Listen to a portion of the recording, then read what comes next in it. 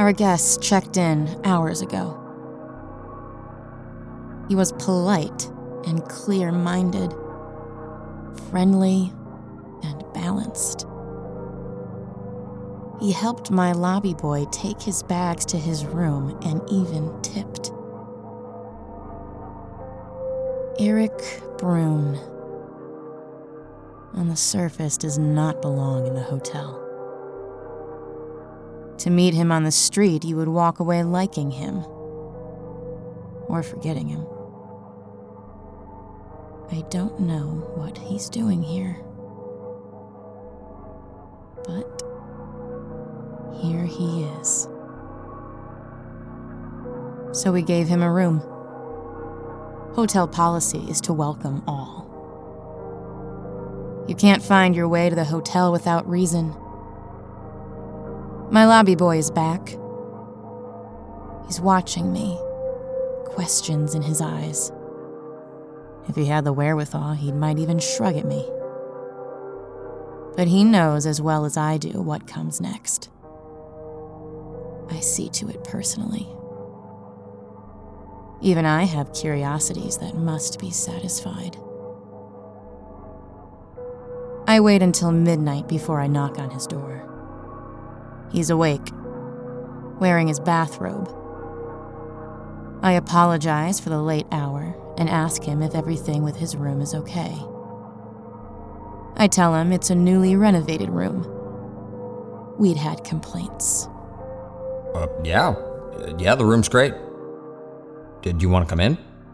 He says. I tell him I don't. I'm just checking on the guests. Behind him, I see the room is just as we prepared. Single bed and a table with an electronic clock. A simple room today. Green slime is slipping down the walls, puddling on the bed. Mr. Broon's slippers are slick and covered. He doesn't notice. He's got slime on his face. He must have touched it absent-mindedly. It's not unusual for them to react this way. Some of the guests can't bear it. We take them all, though. We only need their bodies, not their hearts and minds. I tell him to have a good night and to call down if he needs anything. I will. Good night. He says, without closing the door. He thinks he's closed it. He thinks he's alone. I want to see what happens to him. He runs his hands through his sandy-colored hair, slicking it back onto his skull. He sits down on the bed and writes a note on the message pad next to the phone. He walks to the window and opens the curtains. I don't know what he sees. This room doesn't have windows. He stares at the wall, maybe seeing a cityscape or empty desert. I enter the room and check his note. It's illegible scribbles. He takes off his bathrobe and lays it down on the bed. But our guest is still wearing his day clothes. He hasn't changed. He just put on the robe. I see his suitcase has been opened and everything dumped on the floor, now covered in slime. He's on autopilot. Whatever happened to him is happening still. He yawns, and a blog of green and brown slime falls from the ceiling.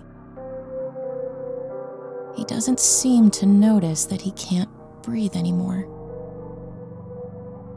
He's choking and sputtering, but curled up on the bed, ready for sleep. Half vomiting, eyes watering. After a few minutes, the few minutes it takes to smother, he's gone. Dead.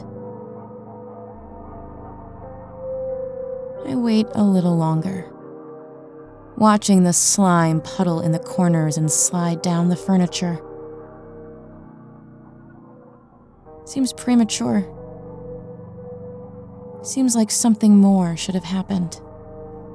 But maybe I'm just old-fashioned. I leave when the slime starts dripping out of his eyes and ears and who knows where else. I check his note again, barely visible through the green slime that now covers the end table. Just a scribble. His final thought, kept entirely to himself. I suppose all our final thoughts are known only to ourselves, though.